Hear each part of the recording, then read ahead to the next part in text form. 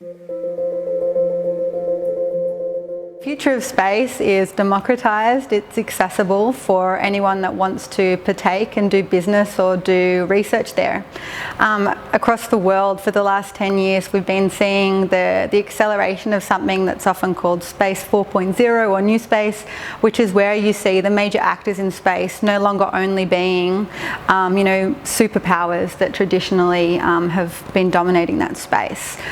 This is happening because of Industry 4.0, which is about new methods of manufacturing and digitization of the economy. It's the convergence of the ICT space, the ICT tech, which space used to drive and now is driving space, and it's the vast amounts of capital that are being put behind it, which gives people flexibility in their organisations to take on risks that only governments used to be able to do.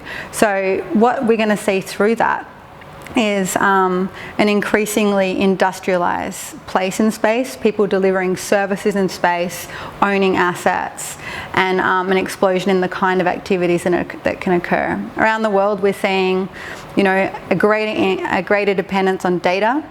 And we don't just want more data, we want that data more quickly. We want to be able to take actionable insights. And so for that we need eyes in the sky, we need connect it, and we also need position, navigation and timing in order to know where things are in that space.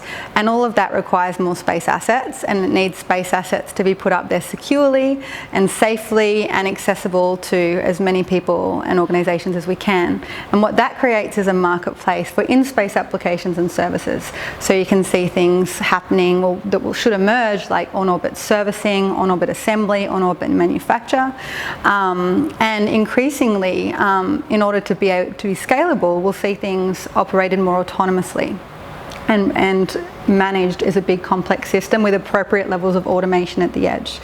And what's exciting about that is, while Australia has a long and proud history in space, we haven't really had an expansion phase until the last few years. And where we have a real strength in Australia is spinning in from our adjacent industries such as energy and resources and agriculture and robotics. And if we can translate a lot of those into space, we can address some of those challenges space has.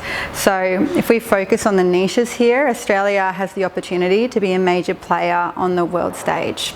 And that's what we're working on right now at the Australian Space Agency. My role is to manage the Technology Roadmaps program, where we're looking at finding those nuggets of competitive advantage and how to uplift them towards application and implementation. What inspired me to get into space? For me, I think it was growing up on the northern beaches of Sydney, which back then had an extremely clear sky, and just looking up at the stars and wondering, that there are entire worlds out there and what they're made of and what they'd be like. And as a child, I wanted to explore them. I wanted to be the one to look on those worlds with new eyes. And when you're young and you learn about space, the only thing that's really visible to you is being an astronaut, right? So that was what I wanted to do when I was a child, and as I grew up I looked into what that really meant. But I didn't really let the dream die, and I went to Sydney University and studied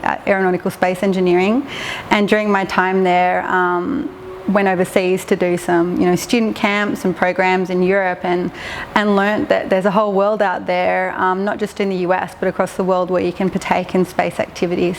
So in Australia at the time there wasn't much going on in space. There was some very good research going on, but I wanted to work on building missions, so I went overseas to pursue that opportunity.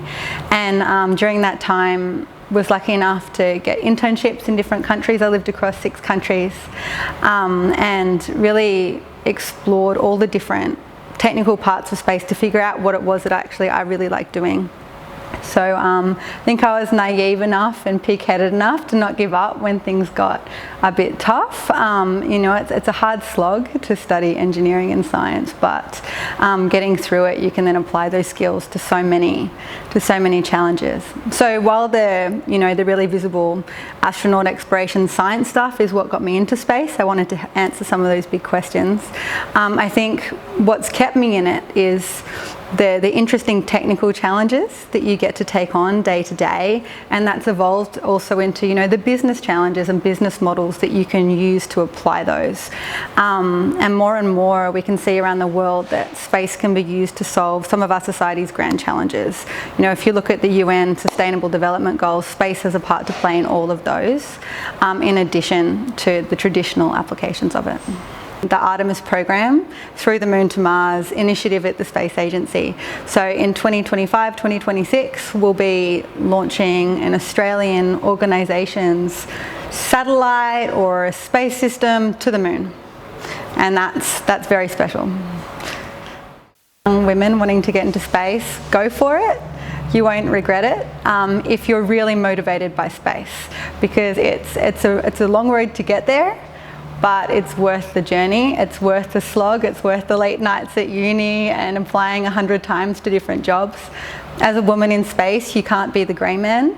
You're noticed, you're a minority. It's the same for any minority, so stand out by being the best. And someone's got to take these space jobs, it might as well be you.